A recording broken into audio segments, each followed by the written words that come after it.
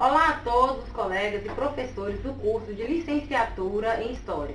Neste curso à distância, têm surgido atividades diversas, em que todos aqui presentes têm se determinado a realizar, com muita força de vontade e empenho.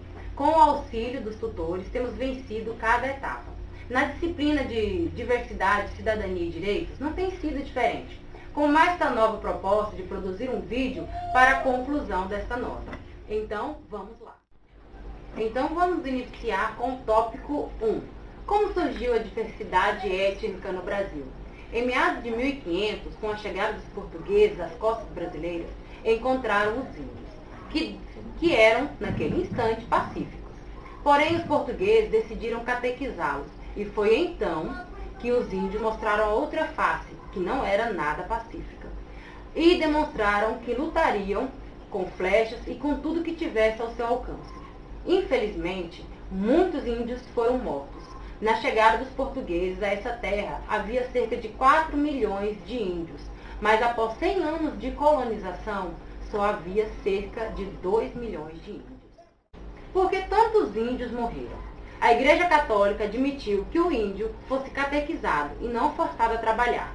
Muitos índios morreram de banzo, doença causada por tristeza. Os índios passavam dias sem comer e dias sem falar, e logo após morriam. Hoje essa doença é conhecida como depressão. Outros foram sacrificados e mortos por não abandonarem suas terras nem as suas tradições culturais. Muitas índias foram estrupadas e mortas, porque os portugueses achavam que podiam submeter os índios a qualquer situação. E os africanos? Como chegaram ao Brasil? Já os africanos foram integrados no Brasil através do tráfico negreiro, ou com os navios chamados tumbeiros. Iam ao continente africano em busca de povos congos, iorubas e bantus, entre outros, e os tiravam do seu lar e os traziam em uma viagem que demorava cerca de 50 dias. Eles passavam fome, sede e muitos morriam durante a viagem. E quem entrava em contato com os mortos poderia ficar doente e até morrer. Os africanos, na chegada no Brasil, eram separados de sua família, estrategicamente, para não se unirem e iniciarem uma revolta. Esses escravos eram entregues em mercados como mercadoria qualquer, e eram vendidos e separados pelo calcanhar, pelo tamanho do crânio, entre outros. Pois então passaram por muito sofrimento e luta, até a chegada da princesa Isabel, que assinou a Lei Áurea em 1888. Porém, eles encontraram a liberdade e não seus direitos. Nesta mesma época, o país lançou uma campanha para os outros povos europeus e asiáticos migrarem para o Brasil. Assim, acreditavam que a raça negra seria eliminada. Como sabemos, eles não alcançaram essa meta, somente conseguiram diversificar ainda mais a nossa cultura. Como a Constituição garante a cidadania? O cidadão é aquele que tem direitos e deveres. Na nossa história da Constituição, sabemos que esses direitos foram adquiridos aos poucos e através de muitas lutas. Os homens conquistaram os direitos universais após o término da Segunda Guerra Mundial, quando se iniciou os ideais iluministas. Logo após, os Estados Unidos da América declarou a independência, em 1776. Tempos depois, iniciou-se a Revolução Francesa, e em 1789 foi declarado os direitos humanos naturais, inalienáveis e sagrados. Nesta Constituição de 1789, não era citado as mulheres, os negros e os índios, e os seus direitos só foram declarados em 1988, na nova Constituição brasileira. Os índios tinham proteção ao aldeamento desde 1850, porém somente em 1988 que esses direitos especificados foram em documento. E esses indígenas e quilombolas tiveram suas terras demarcadas pela FUNAI e INCRA, juntos ao governo federal.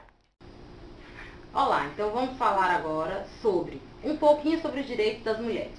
Elas têm vivido uma luta constante para alcançar os seus direitos naturais, como o direito ao aborto. Até os dias atuais, as mulheres são violentadas verbalmente e fisicamente. por uma sociedade que fragiliza a mulher desde a sua infância. Por muitas pessoas vivem ou viviam, com homens inescrupulosos, que não respeitam o direito da mulher. Um dos casos mais conhecidos no Brasil é o caso da Maria da Penha, que ela foi alvejada pelo esposo quando estava dormindo. O mesmo foi preso e julgado, e por causa da lei, responde em liberdade. Temos visto muitas campanhas na televisão, na internet e em várias revistas, que incentivam a mulher a denunciar o agressor. Porém, o que vimos no nosso país é uma polícia fragilizada por falta de recursos, juízes que mandam prender e os advogados que encontram brechas na lei, e muitas dessas mulheres que deveriam ser protegidas e que denunciaram se encontram desamparadas, e muitas delas se deparam com a morte. Então, nós devemos insistir na nossa luta e não devemos desistir. E para finalizar este vídeo, vamos observar a sociedade de antes, que oprimia quem era diferente, e a dos dias atuais, que vê na diversidade motivos de orgulho. Num passado não muito distante, o modismo nos ditava as regras de beleza, com cabelos lisos e uma cintura de modelo, entre outros. No entanto, estamos em um mundo de transformações e de valorização das diferenças. Andamos pelas ruas e nos deparamos com várias adolescentes com os cabelos volumosos, com os cachinhos à frente do rosto, com pessoas com os cabelos coloridos, azuis, rosas, e com todas essas diversidades citadas, refletimos que para sermos cidadãos e acompanharmos a sociedade que vem evoluindo, primeiro devemos nos aceitar, trabalhar a nossa autoestima. Se estivermos bem com quem somos, trataremos as pessoas bem e não nos ofenderemos com nenhum tipo de ofensa. Ao contrário, teremos total certeza que, por sermos diferentes e capazes, podemos incomodar uma pequena parte da sociedade